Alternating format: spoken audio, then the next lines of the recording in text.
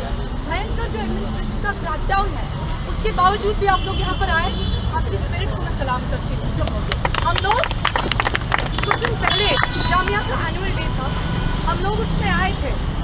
जनाब वेद प्रकाश जी जो चेयरपर्सन है यूजीसी के, वो यहाँ पे चीफ गेस्ट थे। उनके पास इतना समय नहीं है कि हम लोग 15 दिन से वहाँ पे बैठे हुए हैं उनके दरवाजे के बाहर कि वहाँ पर आके हमसे बात करें। उन्हें इस बात की कोई ज़रूरत नहीं महसूस होती है, लेकिन वो यहाँ पर चीफ गेस्ट बनने के लिए ज़रूर आते हैं।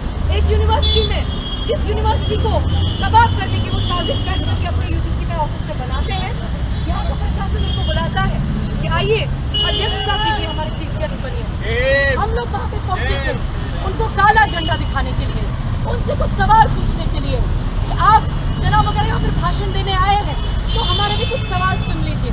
हमें ये बताइए कि हमारा फेलोशिप क्यों खत्म किया जा रहा है, क्यों मेरिट और इनकम जैसे फेक क्राइटेरिया जो दूसरे भरे क्राइटेरिया उसमें लगा करके फेलोशिप को कम किया जा रहा है, क्यों तमाम तरह की साजिश रची जा रही है कि जितने लोग शिक्षा में हैं उतने लोगों को भी शिक्षा से बाहर कर दिया जाए, और खास तौर पर मार्जिनलाइज सेक्शन को। लेकिन वेद प्रकाश जी इतना डर जाते हैं, उनको सूचना हो जाती है कि यहाँ पर कुछ ऑक्यूपाई यूजीसी के प्रोटेस्टर्स मौजूद हैं। वो इतने इनसिक्योर आदमी हैं कि वो लगातार गार्ड्स के द्वारा और सीसीटीवी के द्वारा देखते हैं कि यहाँ पर कौन कौन लोग मौजूद हैं, और उसके बाद वो यू टर्न से वापस घूम जाते हैं। उनकी हिम्मत नहीं होती कि वो यू टर्न से आगे आए और हमारे सवालों का जवाब दे। उस ऑडिटोरियम में जो बैनर होता है, उस बैनर पर जहाँ पे वेद प्रकाश का नाम लिखा जाता है चीफ गेस्ट, उसको हमारी आंखों के सामने कवर अप किया जाता है निहायत ही बेशर्मी के साथ। हम वेद प्रकाश जी से पूछना चाहते हैं कि आप छात्रों के सवाल का जवाब क्यों नहीं देते। हम लोग कौन से गोले बारूद के पास आपके बीच में आए, आपके पास में आए हैं कि आप 3 बैरिकेड की कतार के पीछे छुपे बैठे हैं पिछले 15 दिन से, और हमारे सवालों का कोई जवाब आपके मुंह से नहीं निकलता।